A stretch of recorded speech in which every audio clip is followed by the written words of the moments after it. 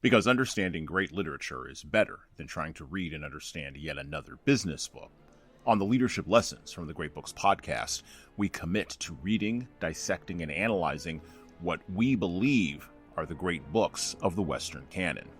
You know, those books, from those authored by Jane Austen to plays authored by Shakespeare, and everything else in between, that you might have fallen asleep trying to read in high school.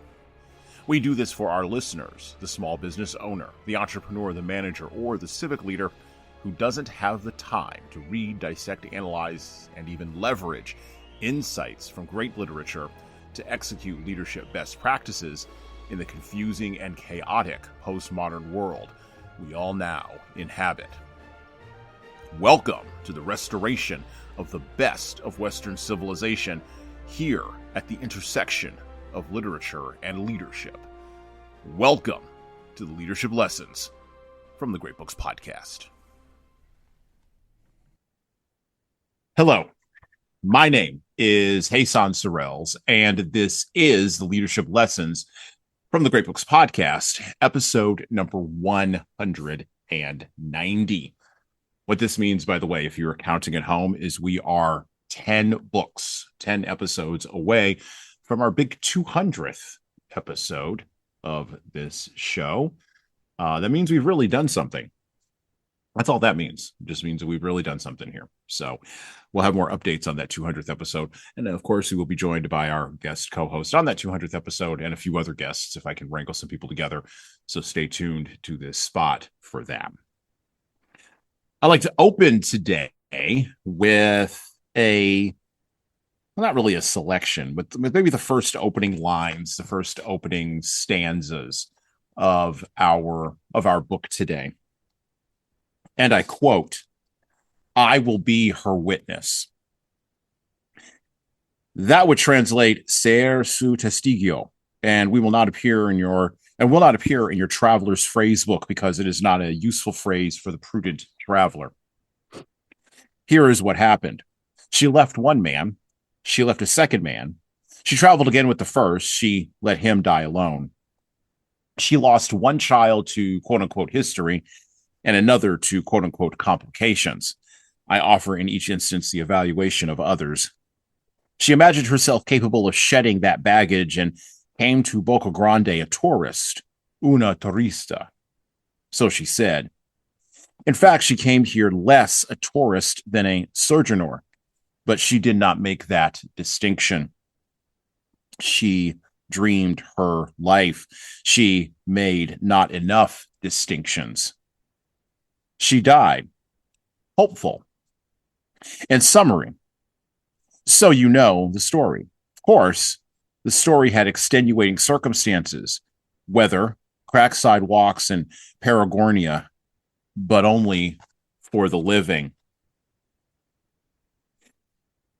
When you open up the book here, when you open up the book today, you are introduced to a woman named Grace Strasser Mindana, née Tabor. She has been, for 50 of her 60 years, a student of delusion, a prudent traveler from Denver, Colorado. Her mother died of influenza one morning when she was 8. Her father died of gunshot wounds, not self-inflicted, one afternoon when she was 10. From that afternoon until her 16th birthday, she lived alone in her parents' suite at the Brown Palace Hotel. She has lived in equatorial America since 1935 and only twice have had equatorial fever. She is an anthropologist, Grace is, who lost faith in her own method, who stopped believing that observable activity defined anthropos. She studied under Kroeber at California and worked with Levi Strauss at Sao Paulo, classified several societies, cataloged their rights and attitudes on occasions of birth, copulation, initiation, and death, did extensive and well-regarded studies on the rearing of female children in the Mato Grosso and along certain tributaries of the Rio Xingu. And still, she did not know why any of these female children did or do not do anything at all. She wound up in a land called Boca Grande and wound up there, well, by plane. Boca Grande is not a land of contrasts.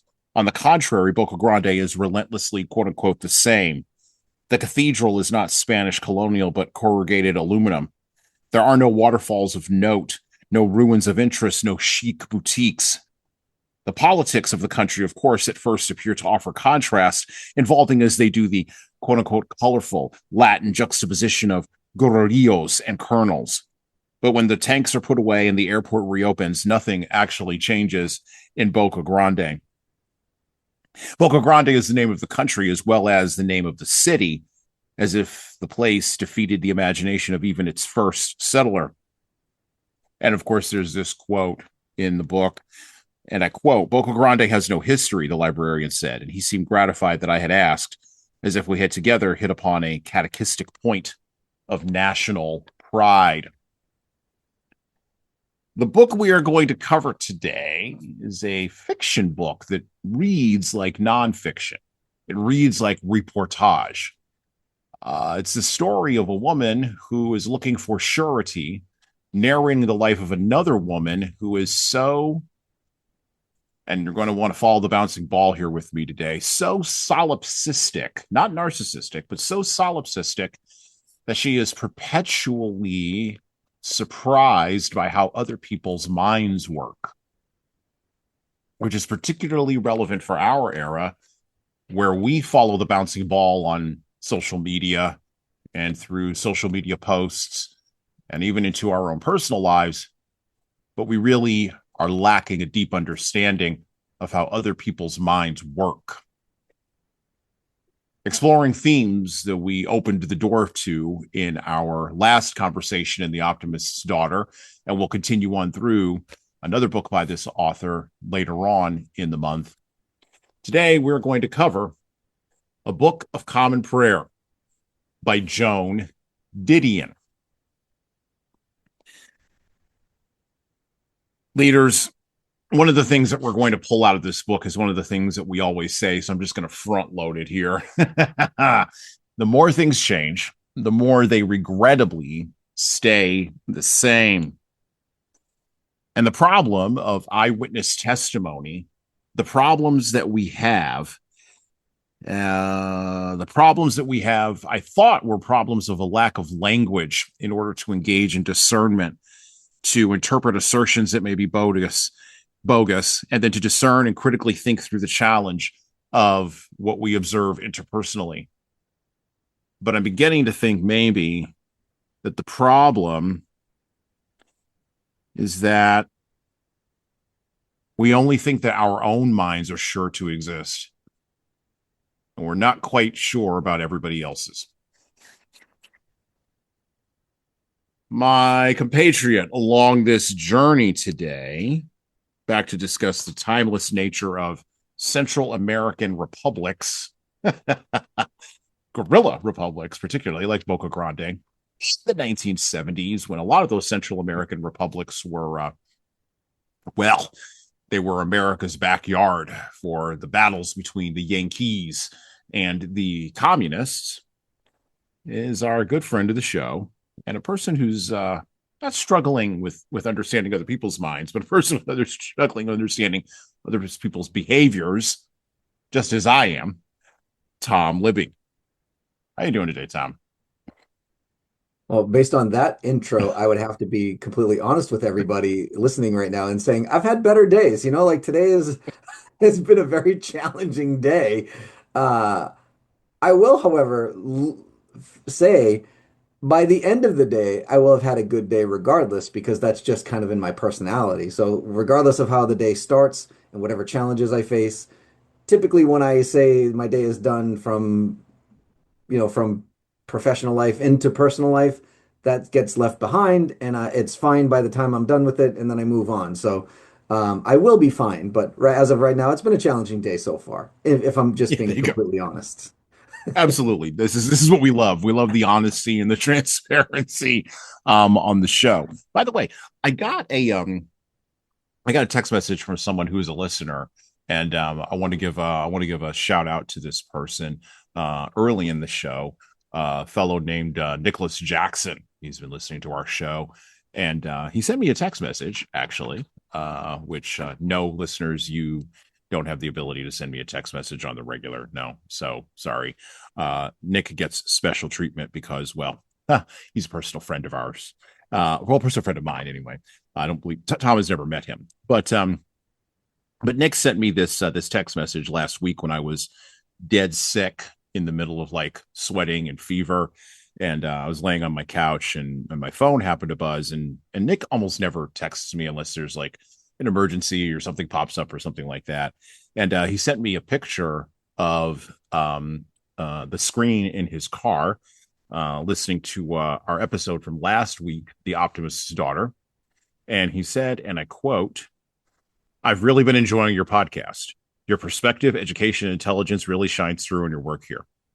I think we really have a ton in common when it comes to our thoughts about culture, religion, and the impact of Western culture." So, Tom, I can't take all the credit for that. That also goes to you. So there you go. A little something else to brighten your day. Hey, look at the day's getting better already.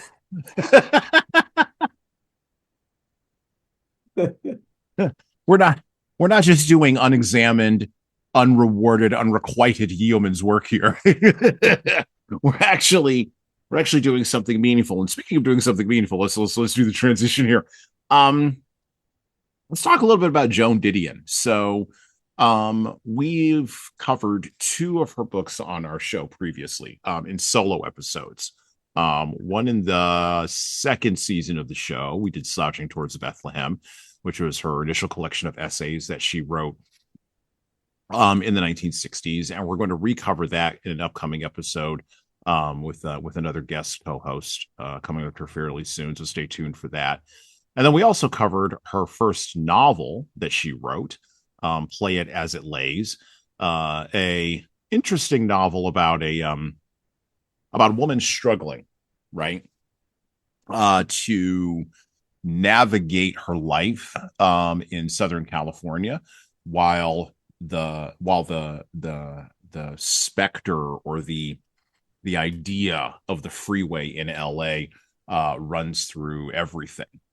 And now, so this will be Didion's third book that we've covered of hers on this show. So that makes her like, I mean, I don't think we've covered any male author three times here on this show so far. So that makes her a grand champion. But I don't think I've ever covered her with another guest. Actually, I haven't covered her with another guest until now.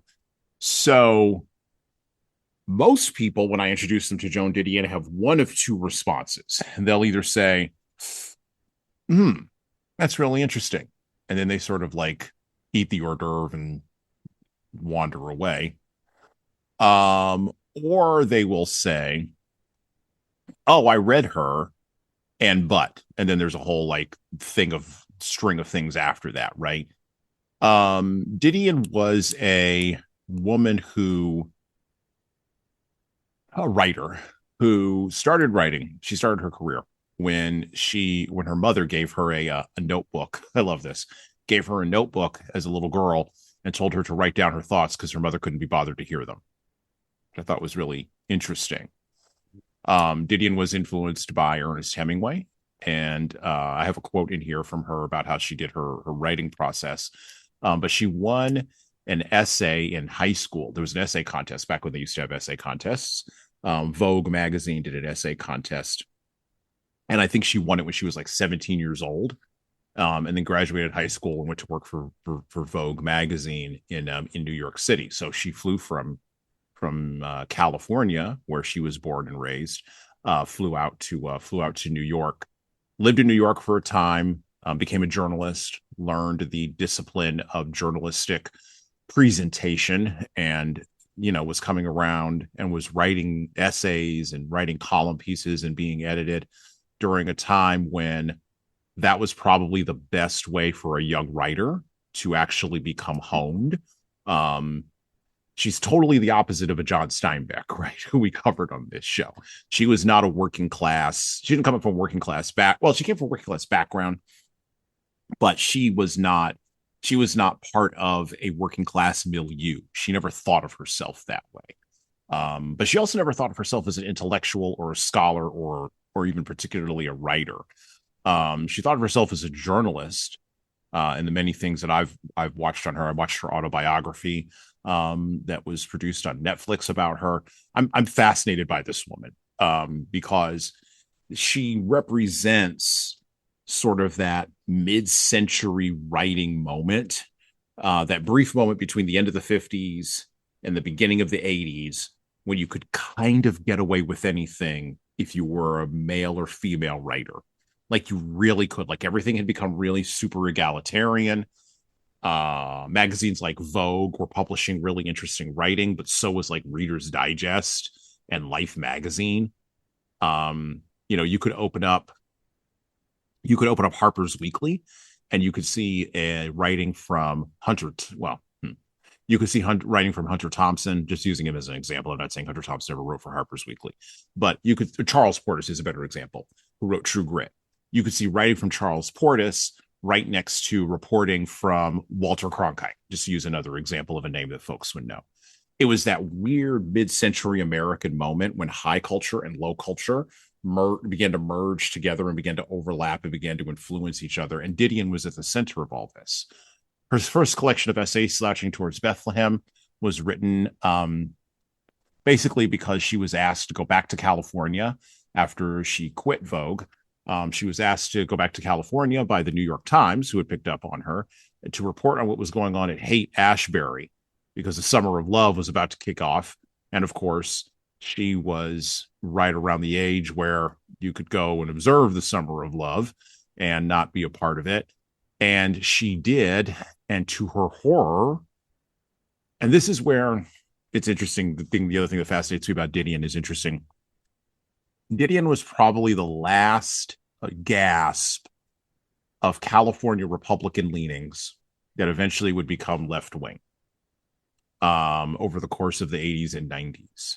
She was sort of that last gasp of Californian propriety that was holding back the Haight-Ashbury types, who are in our own era would be the great grandfathers of the folks who are high on methadone and pooping themselves on fentanyl right now in the streets of San Francisco. That's what Haight-Ashbury gets you. You wind up at that spot. At least I think you do.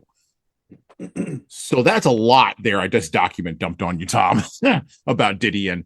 And that's really like stuff just from the Wikipedia article and other things that I've been able to gather about her going around. Like I said, most people have not heard of her because she's considered to be a literary writer, not a popular writer.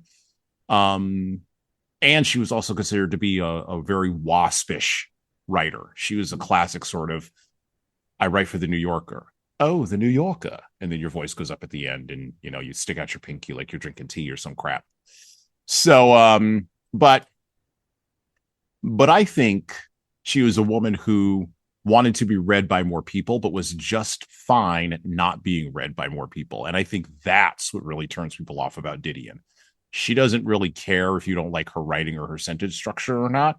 She's doing work. And if you want to come along, that's cool. But if not, well, there's plenty of other writers for you to read. She was also nervous. She was a small woman, so she wasn't that tall, and she was little. She was like frail, boned, and tiny. She was a tiny woman. Although the cover of Slouching Towards Bethlehem that I have, we took a close up of her, and she has these big Jackie Onassis sunglasses that like cover half of her head, and she's so California waspy specific that she like presents a door even before you've opened it. And most people, we were talking about Eudora Welty last week, right? Welty, who wrote from a Southern American perspective. Didion definitely wrote from a Californian perspective, even though she spent a lot of her career and a lot of her life in New York and then went back to California.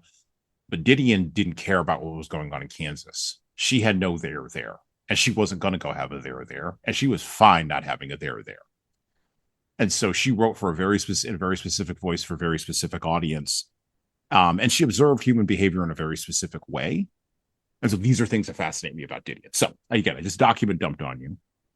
So just wanted to give you some time to marinate and think, because I know we didn't have a whole lot of time to like give you some research time. But what do you know about Joan Didion, if anything? beyond just what I've told you right now. Yeah, no. So there's very few. I would say there's very few things I know about Didion, but and I'll give you the one thing because it pertains to my world a little bit, by the way.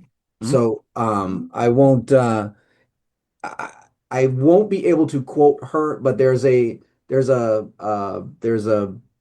a position that she takes that kind of does influence marketing a little bit. Like, and I'll explain in a second. So, but to your point, um, I don't.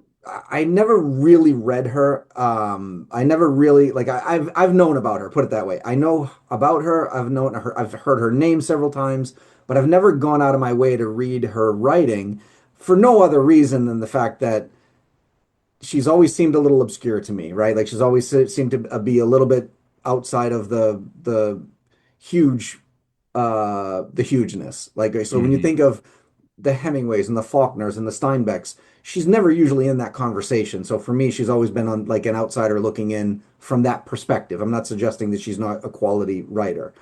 The reason that she resonates with me and the reason I said what I said a second ago is she had a particular opinion, and I'm going to paraphrase because I don't remember the exact quote, but she had a particular opinion about the way that sentences are written that makes essentially what she's saying is words matter, right? The way that you place words on a page matters.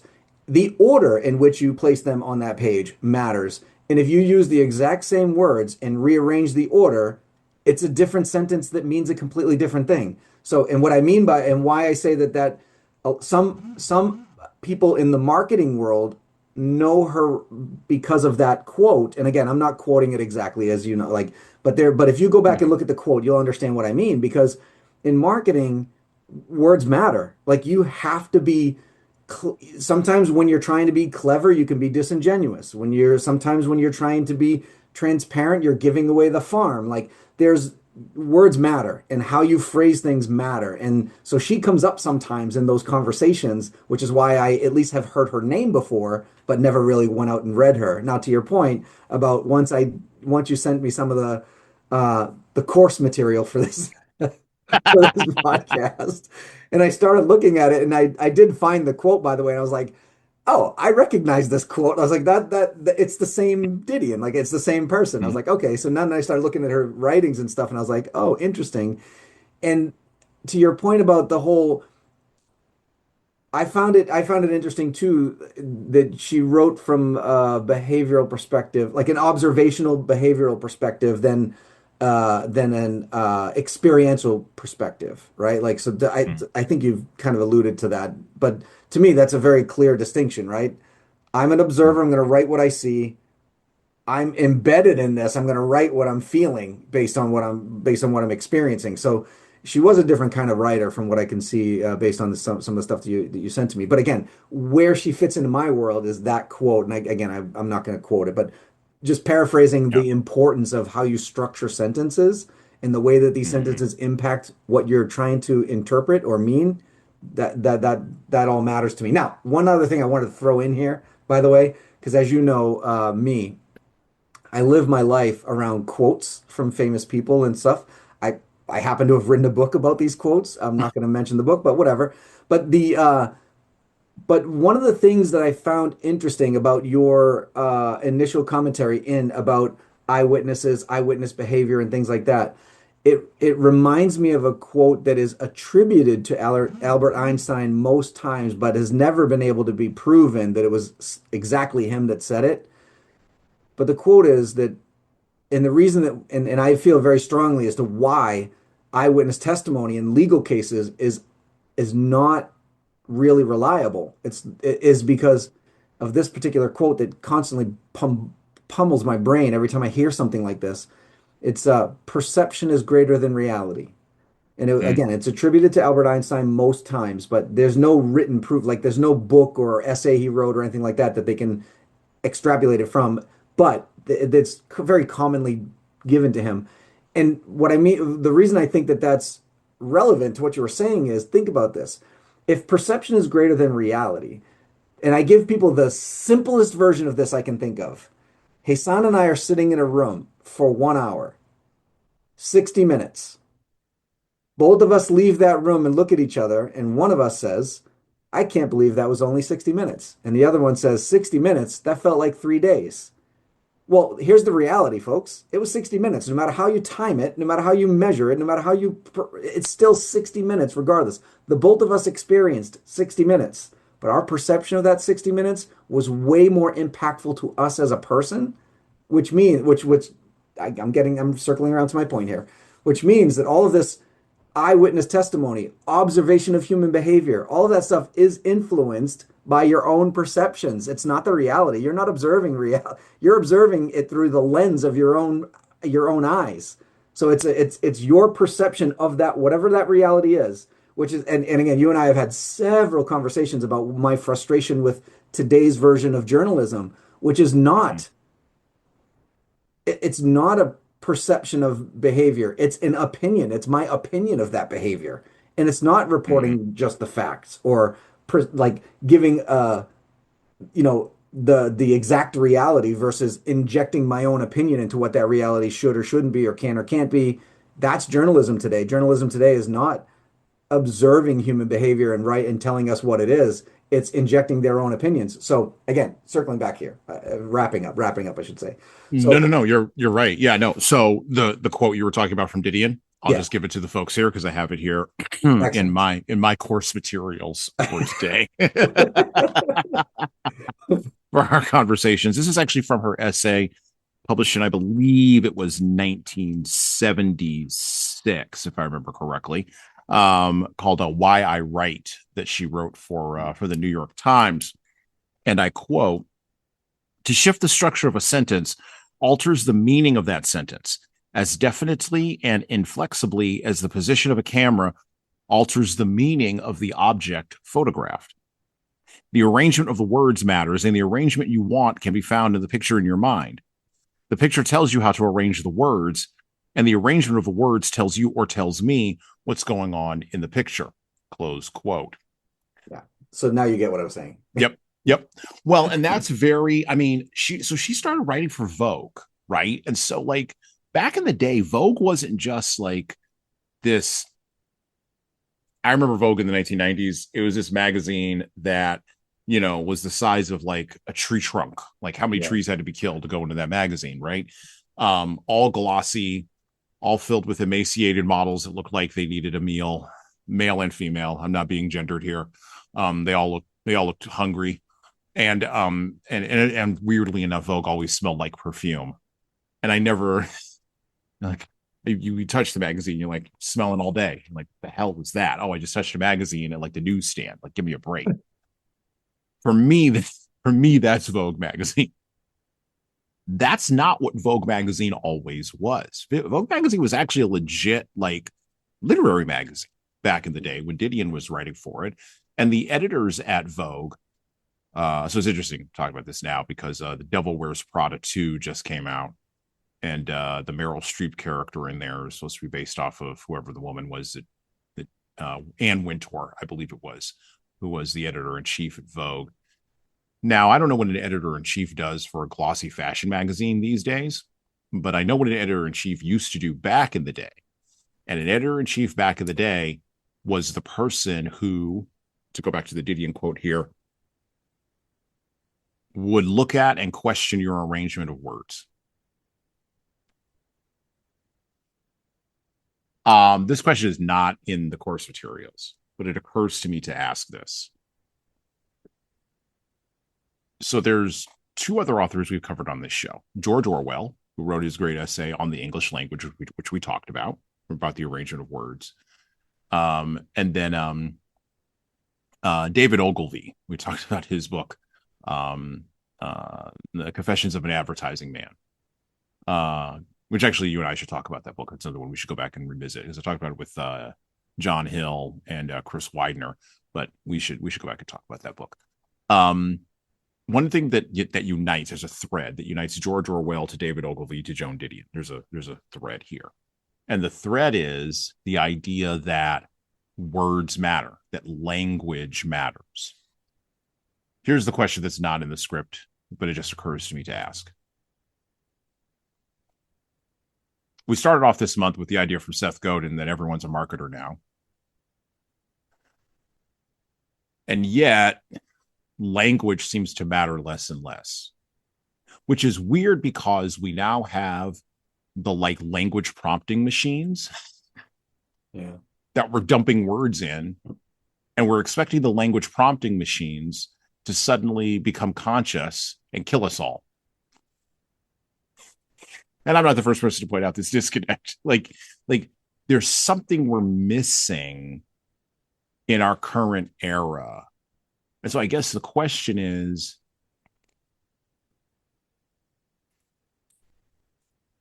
how do we get back to the kind of language discipline, or is there a way to get back to the kind of language discipline that Didion and Orwell and Ogilvy had in the space of the discourse that we engage in on a regular basis? Is there a way to get back to that discipline? Because I don't think people believe words make pictures anymore. Even though, weirdly enough, again, we have the words machines that make pictures. Right. That's a that's a really good question, actually.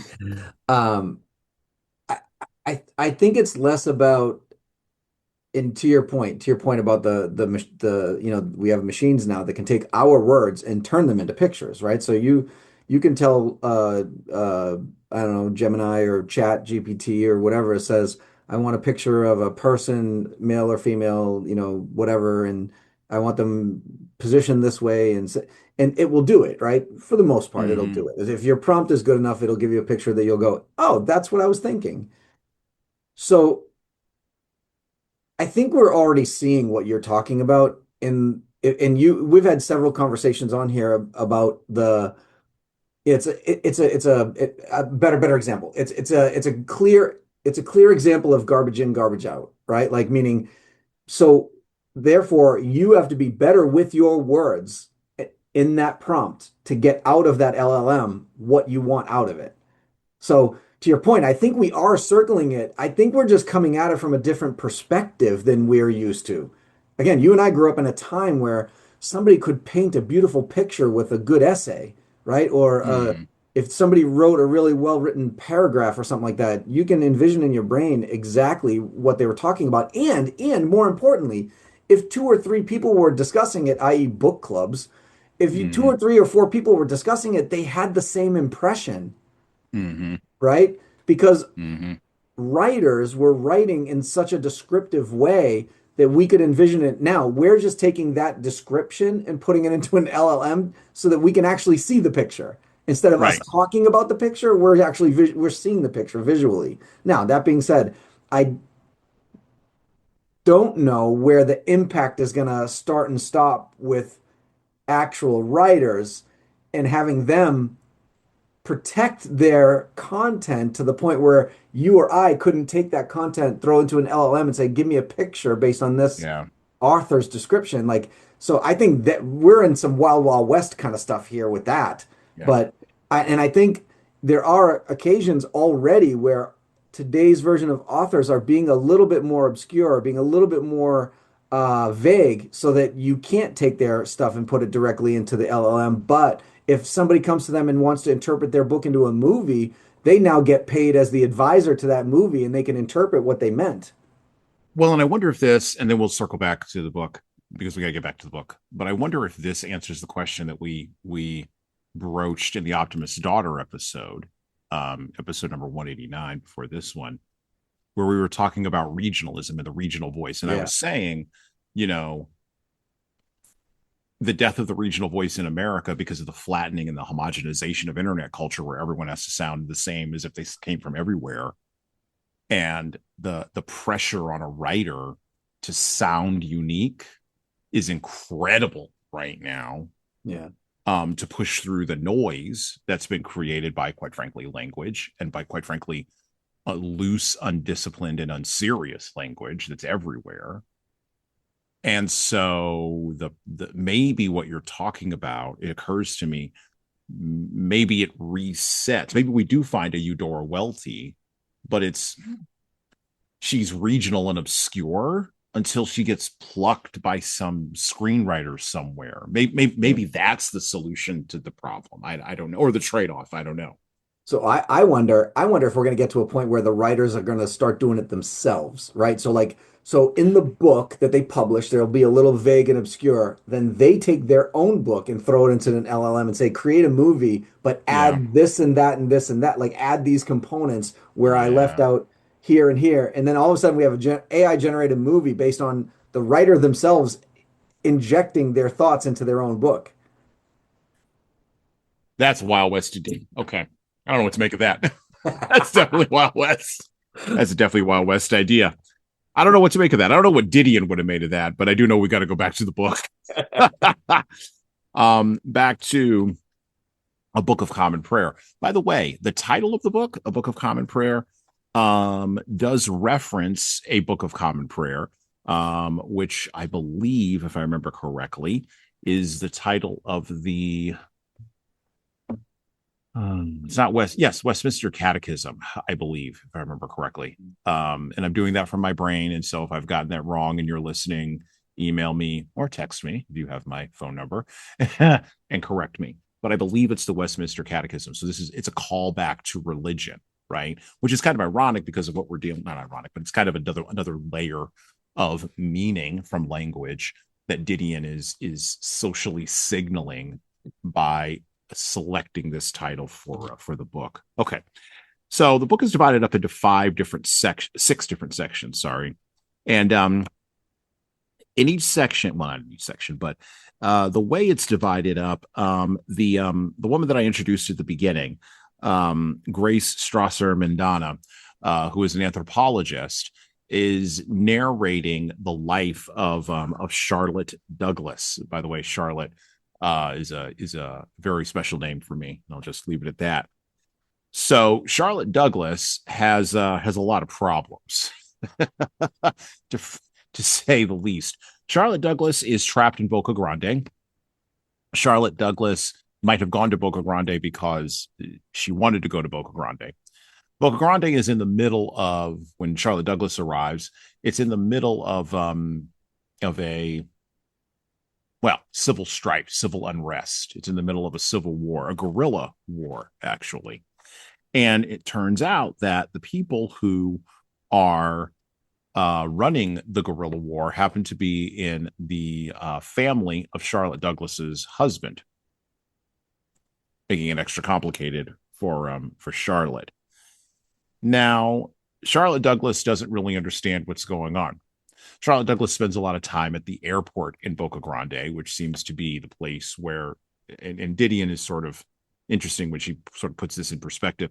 It's a place where all the action happens. It's a place where a lot of the negotiations happen, particularly the restaurant at the airport is where a lot of the negotiations around the Civil War is where the negotiations around how the war will be, how the government will be reset up.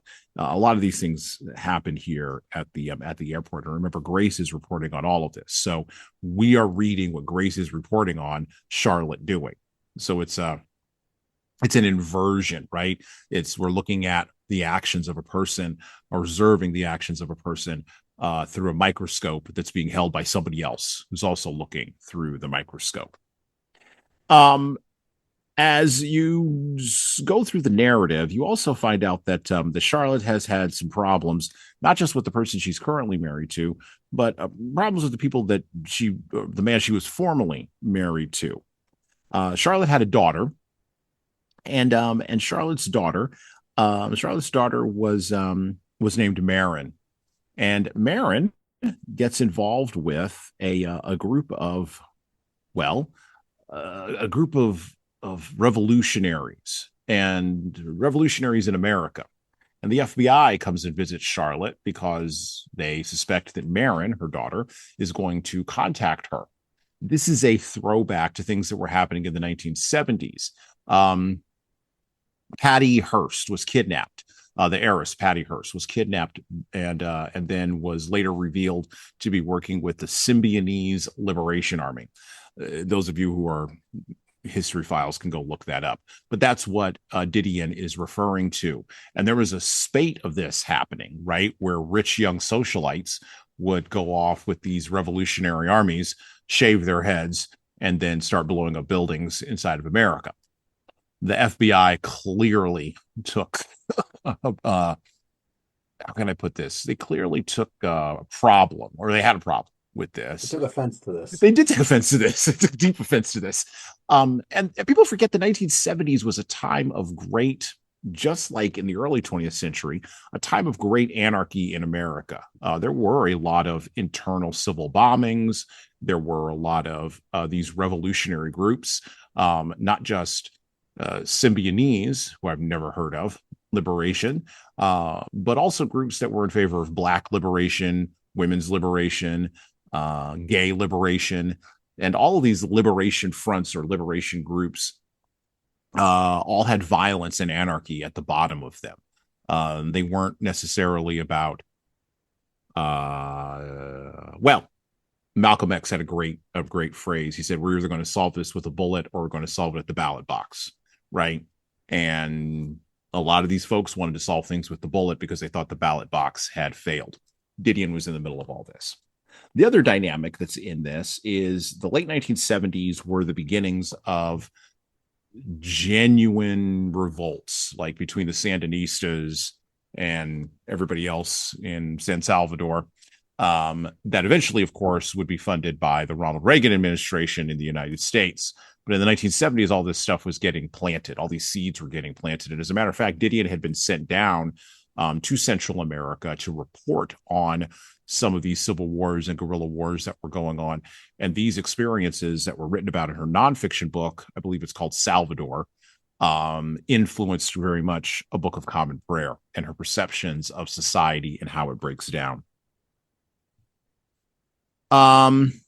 Joan Didion did something very interesting that I haven't really talked about since Joseph Conrad's Heart of Darkness, which we covered on this show with Professor Dr. Momin Quasi. Oh gosh, way back in the second season of our show.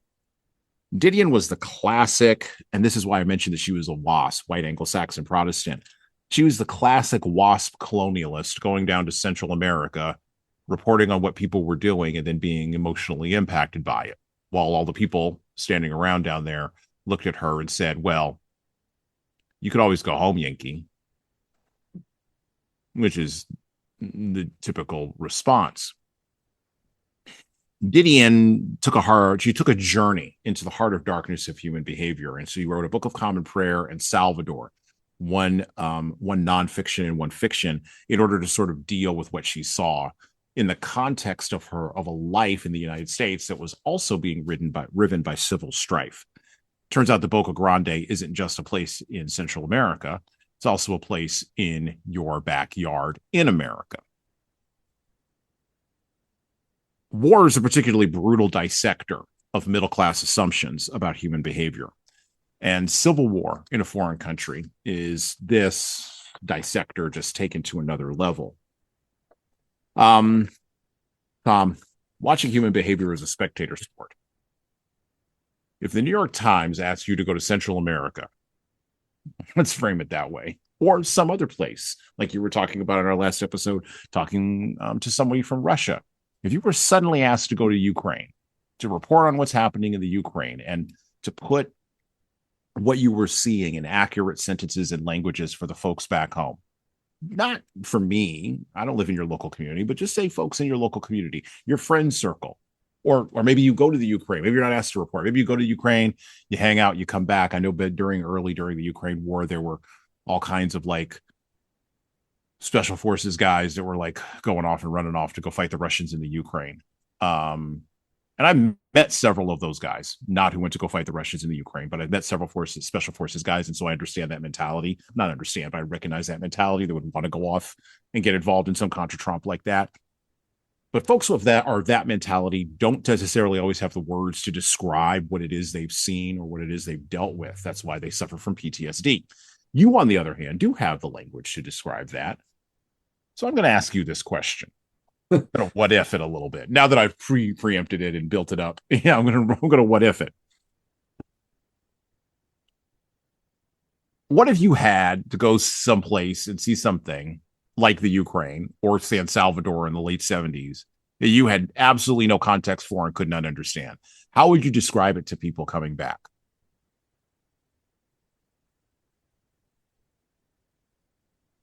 I would hope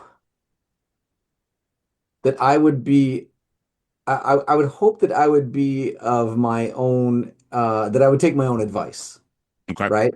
Meaning, if I knew nothing about what the purpose of this war was, or what the catalyst of this war was, and I was just going over there to observe and report back, right? Mhm. Like, Mhm. I would hope that I would be very careful on how I worded factual information.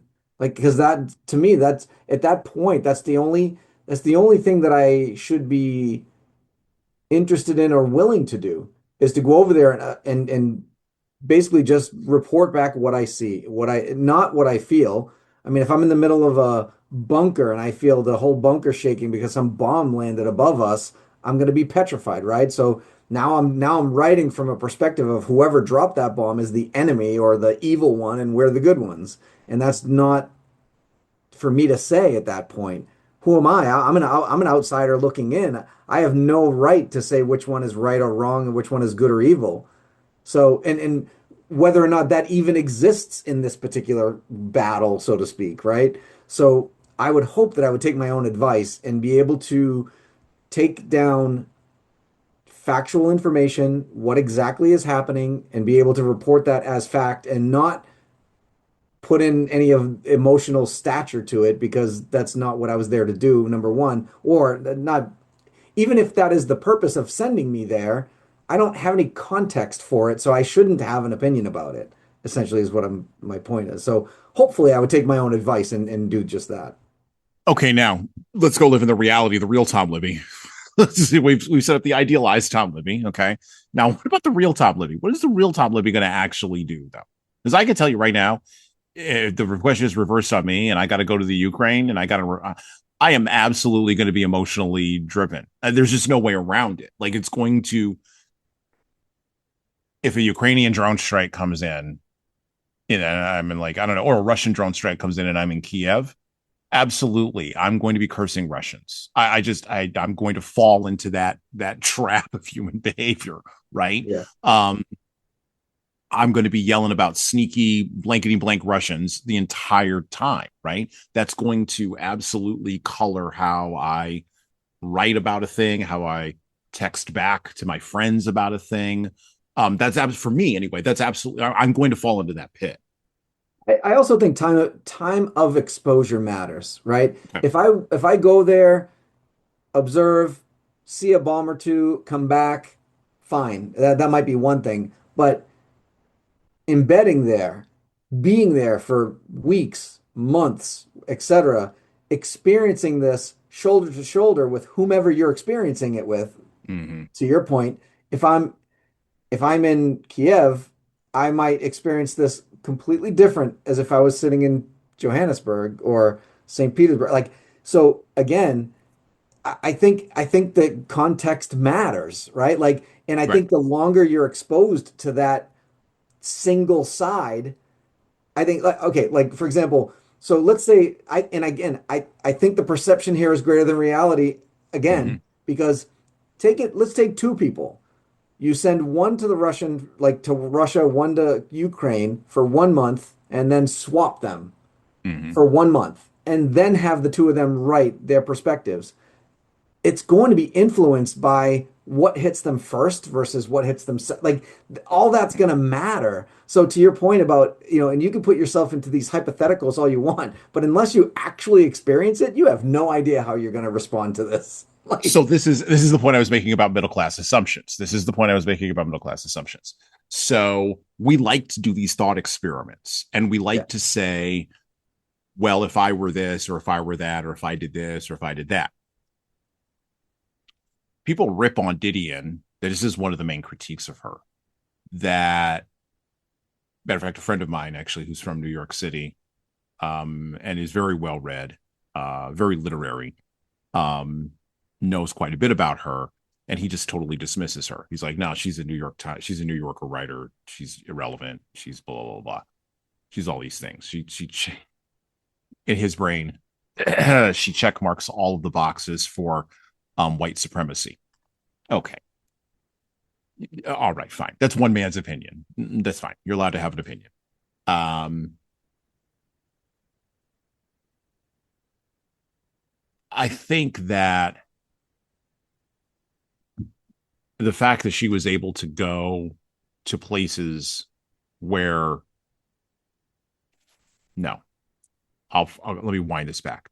There's a lot of talk about privilege, right? And privilege is tied to colonialization. And this is an argument that I know is probably close to your heart, Tom, because of just the things you do and all of that. I think privilege is the wrong term to use. I've long thought privilege is the wrong term to use. I think it's the wrong language to use to describe a frustration that we feel.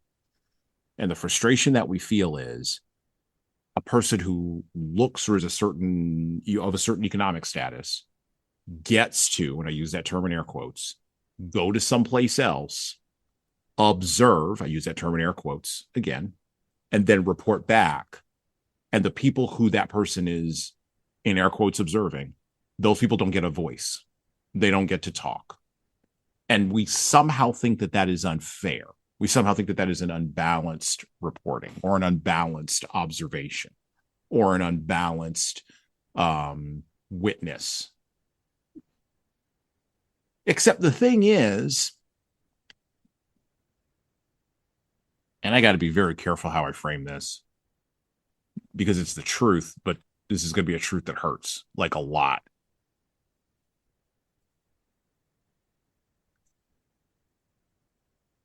Throughout the entire history of the world, there have been billions, damn near trillions, I would assert, of people who never got a voice, regardless of their circumstances. Mm.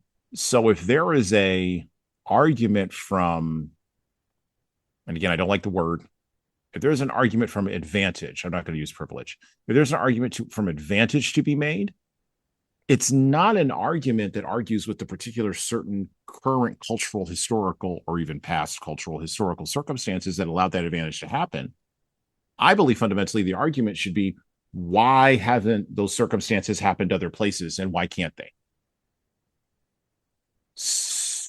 But that's considered to be, weirdly enough, when you make that argument, Tom, that's considered to be a right-wing argument. Yeah. and this is not about wings. This is about human flourishing. And I don't know that human flourishing is benefited by someone showing up watching me suffer through a civil war, not lift a finger to help me, and then go back and report. I'm more irritated about that. And I'm just going to kind of leave that argument there because that is the crux that people have, a problem that people have on the left. If we're going to make it about politics, on the political left in America, that's the crux of the problem they have with reporting. They think reporting isn't activist enough, isn't picking up the gun and shooting the Yankee funded rebels who you know are Yankee funded enough, right? Or picking up a gun and supporting the Marxist rebels who are just trying to bring in the glorious revolution, fight the power. And then you layer in individual things like what's going on in your own country, in your own backyard, from the Symbionese Liberation Army and Patty Hearst, all the way up to, well, all the way up to people who we have currently running for political offices all over the country. I'll just leave it at that.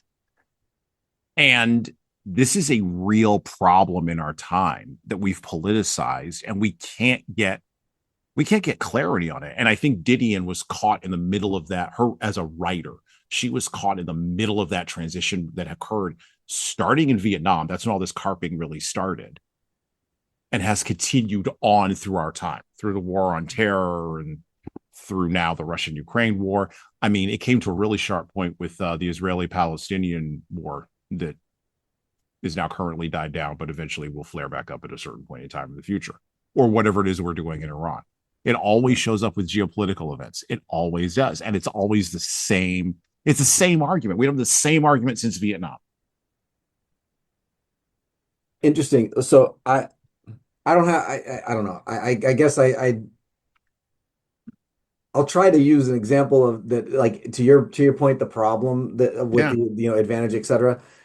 I'll try to use an example that I feel is like really shouldn't be politicized, and it's kind of pretty matter of fact in my brain anyway, but yet it constantly gets bombarded with these kinds of political and left and right kind of things, right? So, sports, right? Mhm. When you look at, I'll just take the easiest example I can think of, which is the NBA versus the Mhm. WNBA. And there's Mhm. a Yep. lot of people out there that think that women should be paid equal and equivalent to men in every aspect of life. But when you look at the NBA versus the WNBA, and you say, all right, the highest paid player in the NBA should be the same as the highest paid player in the WNBA. Well, the reality of it is the WNBA, the whole league doesn't make enough money to pay that one player. So it's a very to me it's a very practical matter that the WNBA needs to be better at raising their revenue in order to pay their players. It's that simple. You need revenue to pay your players. And the idea that somebody should just give you the money to do it, that is asinine to me. So, because there's been some chatter about the NBA essentially subsidizing the WNBA for Mhm. some of the financial pieces, Mhm. and I just don't understand the logic there. Like so my what I to your point about um, why can't it happen elsewhere? Like I don't remember exact the phrasing of it, but in my brain I'm sitting there thinking about it, going, so why aren't women who are super successful? There's plenty of women that are super successful, billionaire women.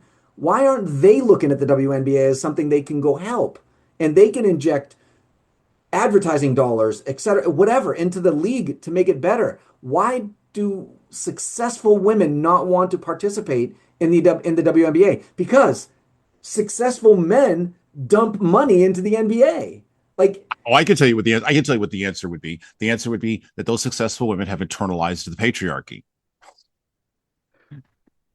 That's the answer that's always no, given. well, no, but hold on. So you're yes and no. I'll agree. I'll agree to it if you just rephrase it in a sense that the women, those ultra successful women, have bought into the late stage capitalism, and they see that their money serves them better if they put it into the NBA too. Like, so there, that's what I think the problem is. They're not Mhm. looking beyond, like, okay, my money can earn more money. My money can earn more money if I give it to the NBA and as advertiser.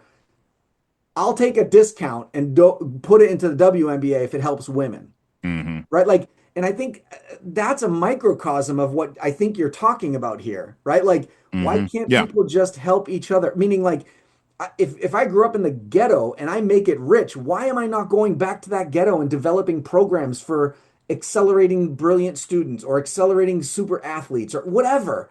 But like, but we don't think like that. We feel like once we cross a certain threshold, we now no longer belong in that group that's being suppressed, and we're part of the advantage. So we're just going to go run with the advantage. Right. And so again, the people who would say, well, the problem is they just internalized The name your patriarchy or the whatever. patriarchy, or they've internalized racism, or they've internalized misogyny, or whatever, Right, right? right. And I find the internalization counter to that to be thin on the ground. Yeah. Matter of fact, I find it to be so thin, it's almost non existent. What is far thicker is, and I don't think we're at late stage capitalism. I think there's way more capitalism to be had in the bucket. But let's go. I I understand, agree. but I I understand agree. what you're. No, but I'm going to use that framing. I'm going to use that Yeah, framing yeah. because I that framing actually, I think, if we're going to talk about language, more accurately and narrowly describes exactly what is occurring without reference to external factors that have been out of people's control for time out of mind since in my opinion, yours will vary. I'm saying it's my opinion. Since God created the earth, been out of our hands, out of our hands. I can't do race. May be a social construct, but melanin content is a reality. It's not. Yeah. It's not. Perception is greater than reality. That's what I'm saying. um, you know, my genes, um, my chromosomes have determined certain things. You may have an opinion about what those certain things are, I may have an opinion about what those certain things are, but it doesn't change the reality of the chromosomes. And if you're Correct. paying attention, you know what I'm talking about. That's Correct. why I'm kind of dancing around that one. Okay. Because I don't feel like getting in any more trouble than we're wandering into getting into right now. Um, um, as far as money and status and things that are changeable, the United States of America, pound for pound, is still the best system in the world for changing your status if you actually want to put in the work. And if you put in the work and your status Individually. doesn't change, Yes. individualism, right? If you put in work and your status does not change, I don't know what to tell you. I really don't. But I how many really times have you don't. seen that happen in your lifetime, though, Hassan? Oh, a And lot. I see people who put in the work. Well, I won't say a lot. No, no, I it's will. not What I will say often. is In my opinion, it's not not often. often. It's not often. Usually you're finding people that are quote unquote putting in the work, but they're not really. Right. Like Yeah. they're saying they're putting in the work, but are they really? And Right. that's the problem that I think that most people, because running on a hamster wheel at 100 miles an hour is not putting in the work. No. No. No.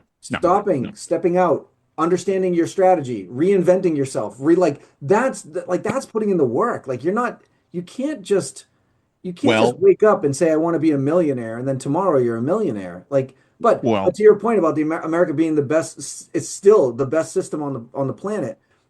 Well, that is 100% true because if you think about it, per capita, we still have the highest number of billionaires, the highest number of millionaires, and the highest number of people. Now, that being said, we also have the highest number of people living per capita in poverty. Correct. But that's just because we're also population wise in the top five of the world of population. We are a very large country. We're not, that's like saying India should have less poverty. Even more so than that. Even more so than that. There is a biblical principle that sits behind this. Matthew 25.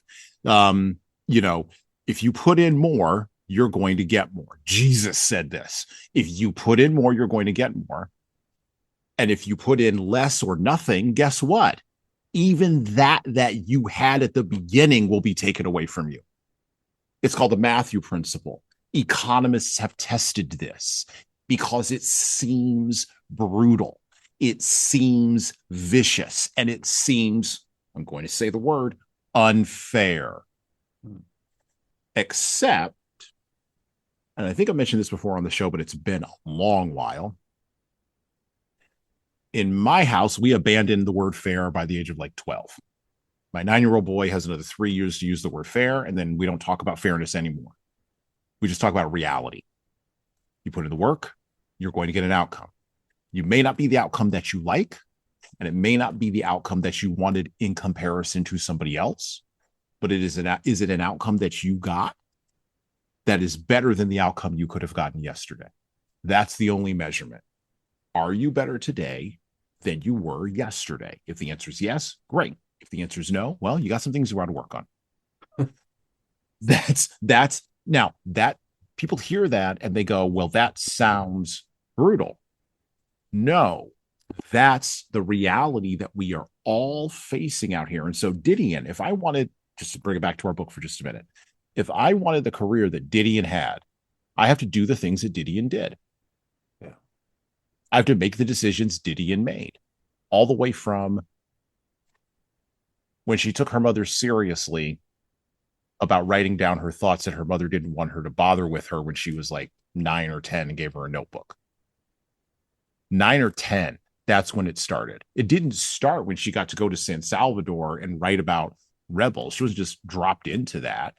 Right. It was a step by step progression. You can argue privilege from that, but a notebook in California in the 1950s was probably 5 cents. Now, did the mom have to scrape to get to the 5 cents? Sure, because like the value of $1 was more. It was pegged to the gold standard, blah, blah, blah. You can make all of these whatevers. But I mean, she would have given her 2 sheets of paper. 2 sheets of paper. Now, the question, of course, you can ask is, well, how many other little girls at 9 got notebooks from their mom and they didn't become Joan Didion? Play it as it lays. to give another book title. But like those little girls didn't make the correct decisions. And this is the brutal like reality of late stage capitalism. And I think, and this is my concern, I think it's going to become more and more brutal as we go along, not less and less.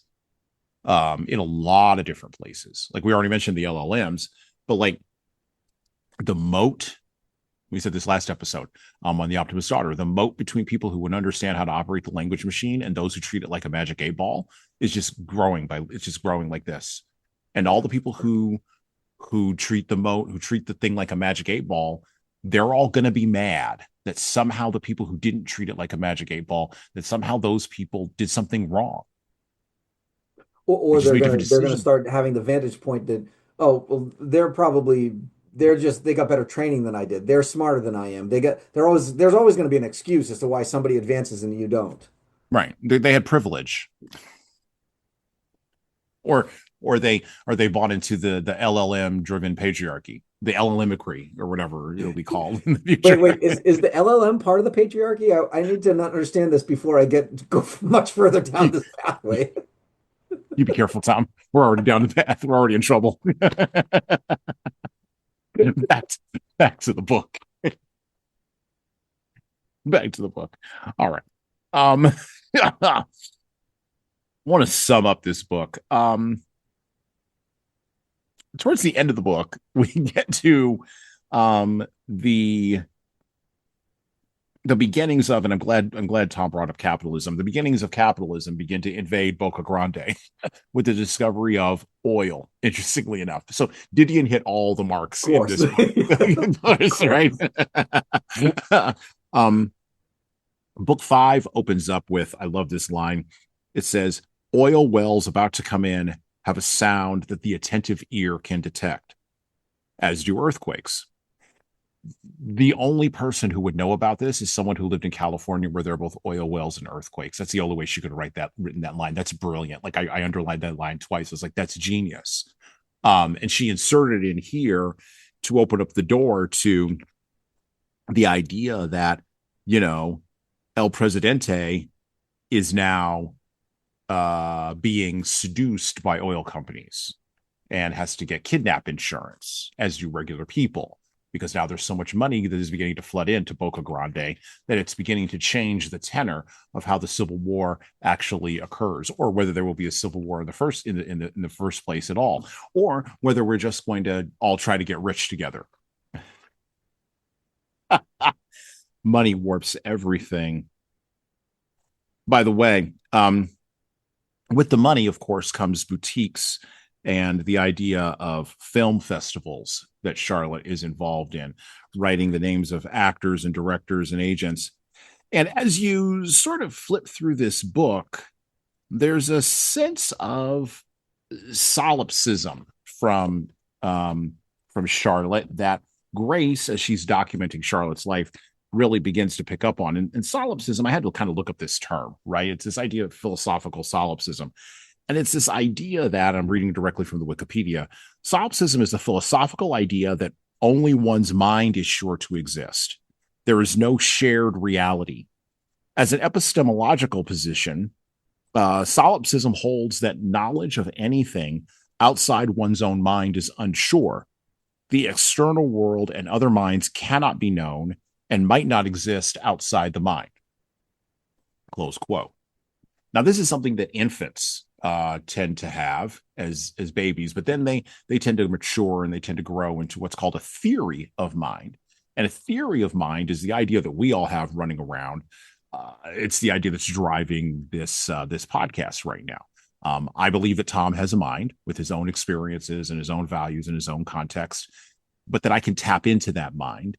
And while I may not be able to 100% understand it, I can at least make an effort towards that. And Tom believes the same thing about me. That's theory of mind. And by the way, I believe it about you, all of you listeners out there, even though I cannot see you. And even though you may be listening to this at some other place in time from when it was originally recorded.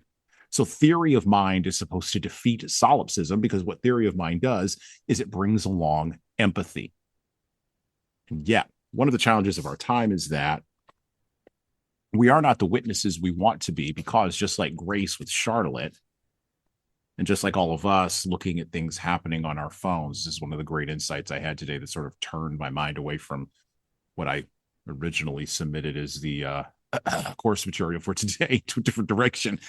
You like that phrase? You like that I phrasing, do. don't I do like that phrasing. I like that phrasing. I think we're going to adopt that. I think we're going to keep that. um, we. I was drawn into the idea that I think the challenge or the thing that Didion was hitting on in a Book of Common Prayer, and in a lot of her other books, up to I think, particularly when she wrote in the 80s and 90s, and then I think that sort of stops with the Year of Magical Thinking, which was the book that she wrote about the death of her son, or not her son, her husband husband and daughter. and daughter. Yeah, Gregory Dunn. Yeah, and Quintana. Um, which is a great book. I listened to that. I listened to that on audiobook, by the way, Year of Magical Thinking. It's one of the better memoirs I've ever read about death and dying and about how like you actually deal with that in a way that wasn't grief stricken or weepy, but you could tell she was grieving. Like it was kind of amazing actually to sort of see that kind of happen. Um,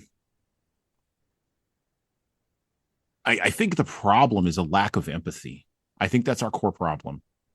I think we pretend we have empathy these days. And that's where the phraseology, like, well, that person has privilege or that person doesn't have privilege. And so we're going to stand up for the underprivileged or we're going to stand up for the disadvantaged. I think that's where that's coming from. But then the practical action behind that doesn't actually show empathy, even when the practical action is protesting or standing in front of the cars of ICE agents or whatever, right?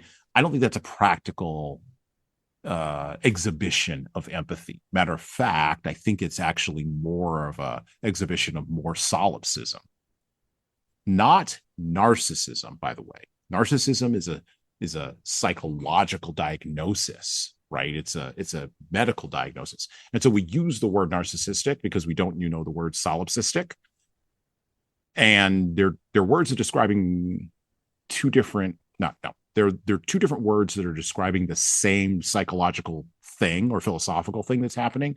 But one I think is within our ability to actually solve.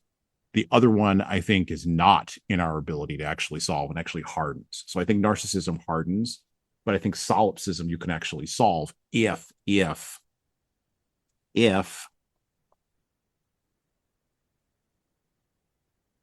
well, I wrote it down here. If you're faced with resistance, challenges, and disagreements from other people consistently over the course of time.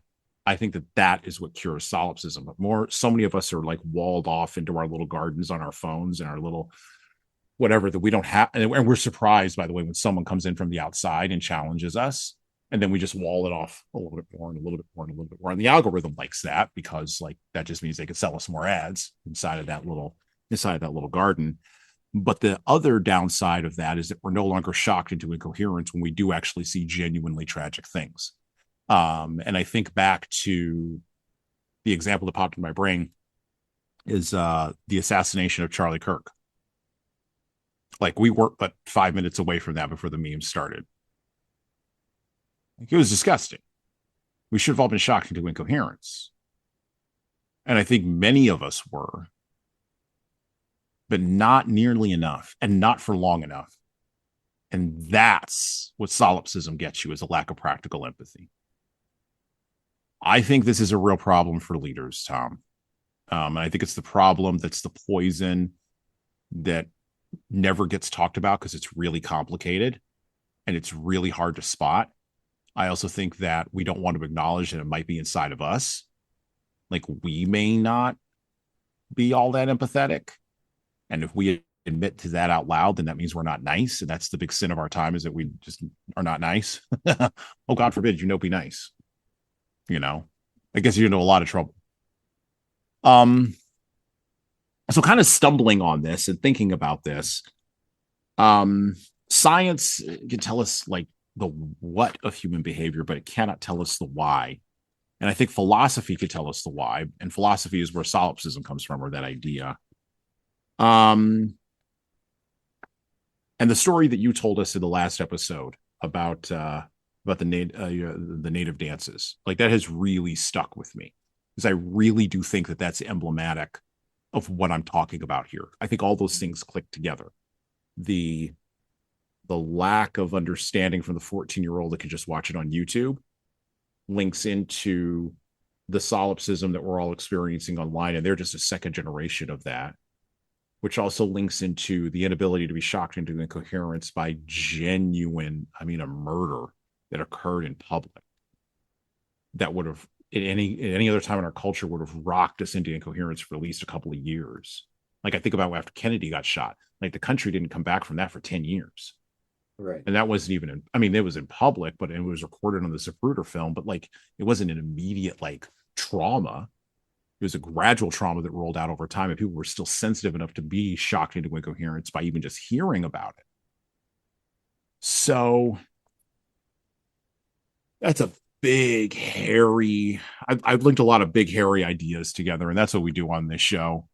Um, you can't see him on the video right now if you're listening to this on audio, but Tom is looking at me like, "Where are you going to land this plane?" Well, no, not at all, not at all. Because I'm thinking um, like again, as you're walking down this, there's to your point, there's so many things that are popping into my head, like yeah, just to give you snippets of it. Like I think sometimes we confuse sympathy and empathy. Like yeah, I think being sympathetic to somebody's plight is different than being empathetic and understand, like being able to understand and put yourself in somebody else's shoes and like all that stuff. That's those are two different things, but yet I think society as a whole sometimes confuses the two.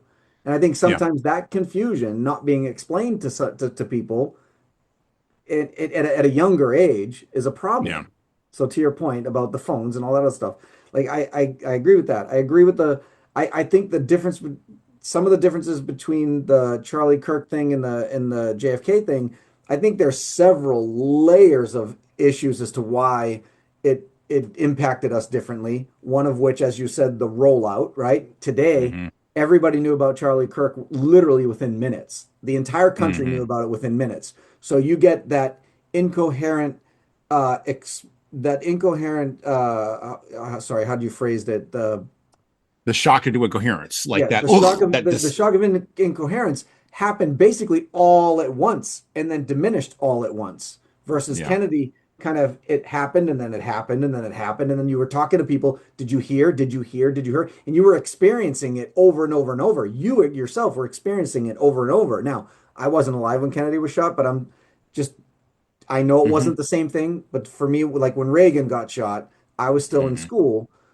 Same idea. We didn't have this social media stuff that when Reagan got shot. So I heard it in school, then I heard it at home, and then I heard it like it was all this thing like, and I was young enough to not really give a crap who the president was, right? Like at that age, but it was still the president. So to me, it didn't right, matter whether it was a Democrat or Republican or it was to me that position of power was all that mattered. Like somebody in that seat could get shot, then anybody in the world could get shot, right? Like it was yeah, impact to your point. It was impactful. It was hugely impactful. So I think that there's that speed of information is something that impacted that dramatically. And again, whether I think that the Charlie Kirk assassination was impactful or not impactful is not relevant to my statement because I don't, quite honestly, I am a little surprised it didn't impact us a little longer. Again, whether you're right or left, it doesn't matter. This is a human being we're talking about that just got killed for right, no good reason. It's not like yep, he was in the process of committing a crime. It wasn't like somebody literally just didn't agree with him politically and shot him. That to me is the most asinine thing I've ever heard of in my life. So again, I did have some shock and awe, like inquiry, mm-hmm, right, whatever. But to your point, I think there's also, and you, you and I talk a lot on these podcasts about film and TV but mm-hmm, I think there's been a huge desensitization based on what we see on our phones and in the movies and like we mm-hmm, glorify certain things that we see in real life and go, well, yeah, like because we just saw Jason Statham do it, or we just saw yeah, whatever. You know what I'm saying? Like yeah, we yeah, we glorify these things in video, so that why are we now surprised when something happens in real life and people are desensitized to it? So yeah, again, I'm not suggesting it's a good thing either. I think this is absolutely horrendous. I think it's dreadful that people blur the line between reality and fantasy. And I think that mm-hmm, line is getting more and more blurry the more and more we look into these things. And yeah, and the more and more we don't teach our kids You and I have had this conversation. I don't even know how many times at this point. Yeah. All of this stems at home. I hate to tell you this, people, Mhm. but all if you are relying on general media or the general population or the government, or if you're relying on somebody else to fortify your children with morals and an ethical or ethics and a moral compass, you're going to fail as a parent. All of this Yeah. stuff starts at home. So again, stupid small little things. When we sit down as a family at the dinner table, nobody has their cell phone. It's not allowed. Cell phones are not allowed at the table. And by the way, my children are now all adults and they still don't bring their cell phones to the dinner table. Like it's stuff like that that like even if it seems small, it's impactful. Like Hmm. so again, I have five children. They're all over the place when it comes to political views. I did not raise five Democrats or five Republicans. They're all over the place. But yet, every one of the five of them were a little shocked that Charlie Kirk got shot. All five of them. That's the success. That's it. And But I that's what I'm can't talking about. believe. But that doesn't happen Right. if you're allowing public schools to tell your kids what Right. morals and ethics are. And that's Right. not what happens here, people. This starts at home. You should be starting this stuff at home. Now, by the way, I'm not suggesting that if you're a Republican that you should raise a group of Republican children, or if you're a Democrat, you should raise a group of Democrat. No, you should empower them to be able to go and make their own decisions, look at differences, but they have a foundation of right and wrong. They have a foundation of what's ethical, and they have a moral compass. And that moral compass, again, in our family, whether you're left or right, you view each other as a human being first. You view each other as family first. No matter what happens in that political arena, you are family. And you can agree to disagree anytime you want and walk away. But we're losing touch with that type of stuff with strangers. We just are. And that's how you combat solipsism. That's how you combat it hardening into narcissism. That's how you the there was a commentator years ago. I can't remember his name, but he talked about how people were divided. Well, people are divided by the narcissism of small differences. And that's exactly correct. This is what you're talking about, right? Like I don't know of any other laboratory in the world that's better for fixing this problem than the family. Yeah. Because guess what? That's where it all starts, too. To Tom's point, I'm going to back him up. When you outsource your children to the government, some of those teachers are really, really good. Don't get me wrong. There's many teachers in the public school system that are really, really good and they're doing yeoman's work. There's also some who are not good and are not doing yeoman's work. Yeah. Case in point, the guy who just tried to assassinate Donald Trump at the White House Correspondents' Dinner. Not a lot of conversation going on about the fact that that guy was like a middle school teacher up until the day before he decided that it would be a really good idea to storm the Secret Service and shoot everybody at the dinner. What do you think he was standing next to your kids saying when you weren't there? Because this stuff doesn't stay contained inside of a container. And this is what a Book of Common Prayer is about. This is what Joan Didion was even talking about. Back in the 70s, people knew that it doesn't stay inside of the container. Technology is just another facilitator of getting it out.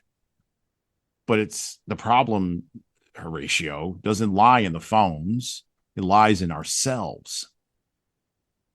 That's the thing we have to fix. That's the thing we got to work on. That's the thing. If we want to have real empathy, if we want to start having really awesome conversations around the dinner table, then yeah, we'll be contentious and yeah, there will be disagreement. And yes, we will may have to agree to disagree. And by the way, agreeing to disagree, that's okay. That means that I may not like you for a minute, but this isn't going to rise to the level of like whatever level it is that we think it should rise to. Like the amount of caterwauling that I see online, particularly around major public holidays like Thanksgiving or July 4th. Oh, should I go spend time with my family because like they're all Republicans and I'm a Democrat, or should I go spend time with my family because I'm a Republican and they're all Democrats? What are we talking about? Are you telling me you have no other relationship outside with your family outside of politics? Yeah, like that like hurts inside. Like that hurts deep. Like really? If I just couldn't imagine. I could not imagine one of my kids not coming home for visiting, like because I had a little bit too far of a right or a little bit too far of a left opinion about something. Right. Just wouldn't happen. It shouldn't matter. Shouldn't We've matter. I'll close with this. By the way, go pick up a book of common prayer. It's going to open up all these kinds of doors in your head. Um, Didion doesn't resolve anything at the end with Charlotte, nor with Grace. Um, Grace determines that she has not been the witness that she wanted to be, because Grace is looking for something that's definitive. She's looking for a very specific solution to human problems that are messy. She's bought into the scientific idea that, by the way, the technologists bring us as well, that if we just put everything inside of these nice clean boxes with clean lines, everything will just cleanly work out. And it isn't the boxes and the lines that work, because human beings, as we pointed out in Notes from Underground by Fyodor Dostoevsky, go listen to that episode, human beings will break those boxes out of spite. They'll break those boxes because they want to prove themselves to be human. We don't like to be in boxes, and we like the fight. Pointed that out in East of Eden too. And that's okay. We were wired to do that by God or evolution or whoever. We were wired for that, which means if you want innovation and creativity, if you want to move things forward, you've got to accept the good with the bad. That's also part of reality. And Didion gets to that in a book of common prayer. We kind of wandered all over the place, Tom. This was a heck of an episode. Final thoughts. What should leaders take from this book? I think there's a lot leaders can take from the book, but I think that if you go and you think about the like what we just went through on like what we just talked through throughout all this, I think there's a couple of things that pop out to me. You talked about regionality, so I do think from a business perspective, understanding local context matters. I think that if you're, and again, especially from my world, if you're marketing and you're putting up geo fences for your SEO or you're putting up, I think that you really have to understand if you are a nationwide company, how to market and speak to the people of particular regions. And I think that, like, we've talked a little bit about that. So I think that's a lesson they can learn based on what our conversation in this book about making sure you understand the locality and the localness of certain conversation pieces.